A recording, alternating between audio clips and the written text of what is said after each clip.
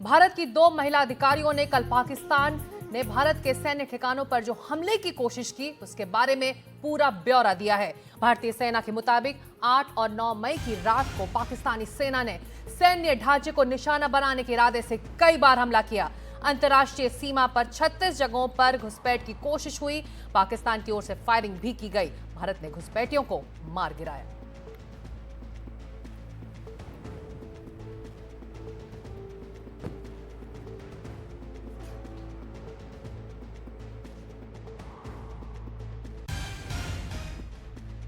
These provocative and escalatory actions that were taken by Pakistan last night were targeted at Indian cities and civilian infrastructure, in addition to some military targets.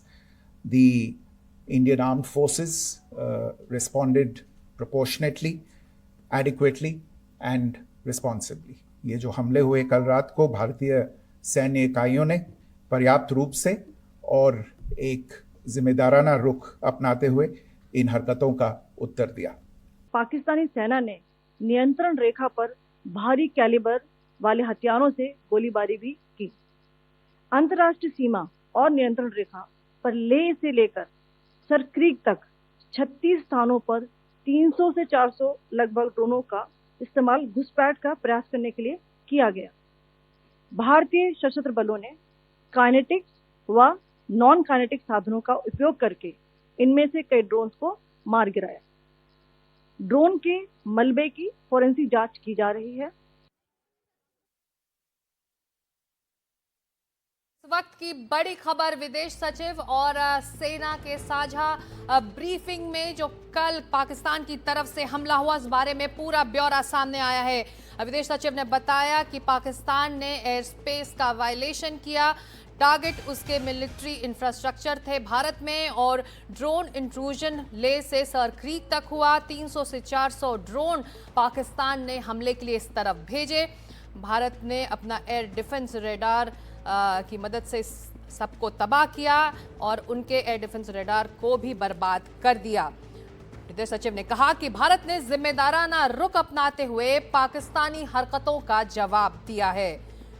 Pakistan की denial जो duplicity दिखाती है, उनको disinformation फैलाने का एक मौका भी ये हमले दे रहे हैं, लेकिन भारत हकीकत जानता है।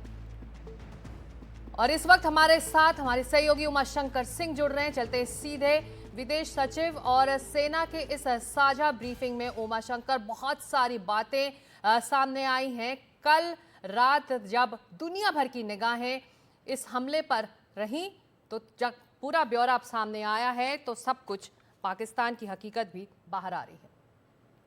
जी बिल्कुल, जैसा कि विदेश सचिव ने बताया और जो कर्नल सोफिया है या फिर जो विंग कमांडर विमिका सिंह है उनकी तरफ से जानकारी दी गई, उसमें साफ तौर पे कहा गया कि 300 से 400 ड्रोन का इस्तेमाल किया गया और ये जो ड्रोन है वो तुर्की के बने हुए ड्रोन है। ये जानकारी भी इनकी तरफ से साझा की गई। एक और अहम बात जो की गई वो ये कि जो पाकिस्तान है वो अपने नागरिक विमानों का जो इस्तेमाल है वो एक ढाल के तौर पर कर रहा है। जब इस तरह का सिक्योरिटी सिचुएशन था और जब उनको अपना एयर जो हवाई क्षेत्र जो बंद रखना चाहिए था उन्होंने बंद नहीं रखा था, बल्कि उस वक्त वहां पे यात्री विमान जो था वो भी हवा में था और भारत ने काफी संयम और काफी जिम्मेदारी का परिचय देते हुए इस तरह से पाकिस्तानी हमलों को जवाब दिया कि किसी जो नागरिक विमान है उसको नुकसान न पहुंचे। तो जानबूझकर पाकिस्तान ने ऐसा किया कि नागरिक विमान को उस समय हवा में रखा ताकि अगर किसी तरह से उसको नुकसान पहुंचता है तो वो दुनिया में ये कह के कि देखिए किस तरह से नागरिक विमान को निशाना बनाया गया है, जबकि सिचुएशन इस तरह का था कि उस इलाके में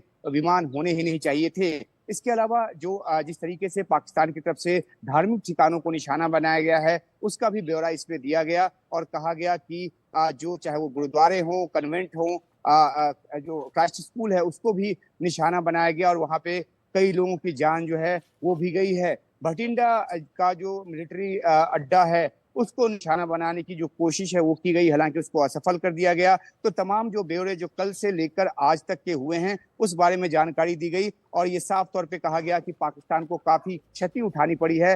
ऑपरेशनल डिटेल्स जो है वो इस तरह की ब्रीफिंग में साझा नहीं किए जाते, इसलिए किस तरह की क्षति उठाई पाकिस्तान ने इस बात का ब्यौरा तो नहीं दिया गया, लेकिन ये भरोसा जरूर दिया गया कि जो कुछ भी पाकिस्तान ने करने की कोशिश की उनको तो नाकाम किया ही गया, और साथ ही साथ भारत ने अपने रिटेलिएशन में पाकिस्तान के उन ठिकानों को नुकसान पहुंचाया। जैसा कि आपने जिक्र भी किया कि 4 एयर डिफेंस सिस्टम जो पाकिस्तान के हैं उनको कल रात से आज तड़के सुबह तक के ऑपरेशन में उसको तबाह किया गया। शिक्षा जी शुक्रिया उमा शंकर इस पूरी जानकारी और अपडेट के लिए।